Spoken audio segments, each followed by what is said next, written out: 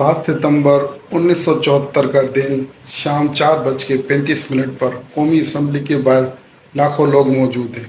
وہ وہاں فیصلہ سننے کے لیے جمع ہوئے تھے کہ جو قرارداد شاہ احمد نورانی صاحب نے جمع کروائی تھی، یہ لوگ اس لیے جمع ہوئے تھے کہ وہ دیکھنا چاہتے کہ آخر اس قرارداد کا کیا فیصلہ آتا ہے۔ وہ قرارداد کیا تھی، میں یہ آپ کو بتاؤں کہ 22 جون 1974 کو شاہ احمد نورانی صاحب نے قومی اسمبلی کے اندر ایک قرارداد جمع کروائی کہ قادیانی کافر ہیں۔ یہ قرارداد جمع ہونی تھی کہ پوری اسمبلی کے اندر ایک بھونچال آ گیا، پورے پاکستان کے اندر یہ بھونچال آ گیا کہ یہ کس طریقے کی قرارداد جمع ہو گئی۔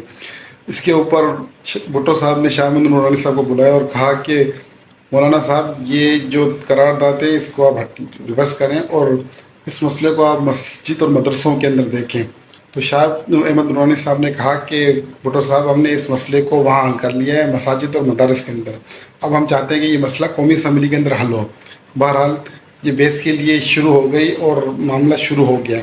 تو مرزا ناصر جو اس وقت قادیانیوں کا بڑا تھا، اس کو بات پتہ چلی تو اس نے کہا کہ میں اسمبلی کے اندر آنا چاہتا ہوں اور مناظرہ کرنا چاہتا ہوں شاہ احمد نورانی صاحب سے۔ شاہ احمد نورانی صاحب کو یہ بات پتہ چلی تو انہوں نے کہا کہ ٹھیک ہے، اب آ جائیں، ہم مناظرہ کر لیتے ہیں۔ اب مرزا ناصر اسمبلی کے اندر آیا۔ شاہ احمد نورانی صاحب نے 180 سوالات کر دیے۔ جیسے مرزا ناصر کی تو ساری ہوائیں اڑ گئی۔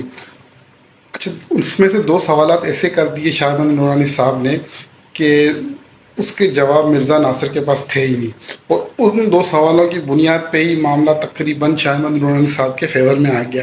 اور وہ 2 سوال یہ تھے، شاہ احمد نورانی صاحب نے کہا کہ اسرائیل کے اندر جو تلیب شہر ہے، اس کے اندر تمام مسلمانوں کو بھگا دیا گیا ہے۔ اسرائیل نے تمام مسلمانوں کو مار کے وہاں سے بھگا دیا ہے۔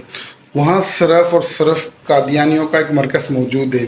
تو آپ یہ بتائیں کہ اگر یہ مسلمان ہیں تو ان کا یہ دفتر وہاں موجود کیوں ہے؟ اس سے یہ بات ظاہر ہوتی ہے کہ یہ مسلمان نہیں ہیں۔ اور یہ بات سننا تھا، اور مرزا ناصر پریشان ہو گیا کہ یہ کس طریقے کے انہوں نے سوال کر دیا۔ اچھا، اس کے اگینسٹ میں کاؤنٹر کرتے ہوئے مرزا ناصر نے ایک سوال کر دیا کہ قاسم نانوتوی نے اپنی کتاب کے اندر لکھا ہے کہ اگر کوئی ختم نبوت کا دعویٰ کرتا ہے تو اسے نبی پاک صلی اللہ تعالیٰ علیہ وسلم کی ختم نبوت پر کوئی فرق نہیں پڑتا۔ تو شاہ احمد نورانی صاحب نے کہا کہ اس سوال کا جواب یہ کوثر نیازی دیں گے جو اسمبلی کے اندر بیٹھے ہوئے ہیں، اور دوسرے علماء دیوبند اکابر جو یہاں بیٹھے ہوئے ہیں، اس سوال کا جواب وہ دیں گے۔ اب وہ بیچارے بھی پریشان ہو گئے کہ ہم اس سوال کا کیا جواب دیں۔ بہرحال شاہ احمد نورانی صاحب نے کہا کہ جیسے میں کہتا ہوں کہ قادیانی کافر ہیں، میں اسی طرح کہتا ہوں کہ جو جس طریقے کے الفاظ کوئی کہے گا وہ بھی کافر ہے میری نظر میں۔ تو بہرحال وہاں سے یہ لوجک بھی ختم ہو گئی، اور وہاں مرزا ناصر جو ہے وہ بالکل شکست کھا کے وہ ایک کونے میں بیٹھ گیا۔ جب وہ کونے میں بیٹھ گیا، اس نے شکست تسلیم کر لی۔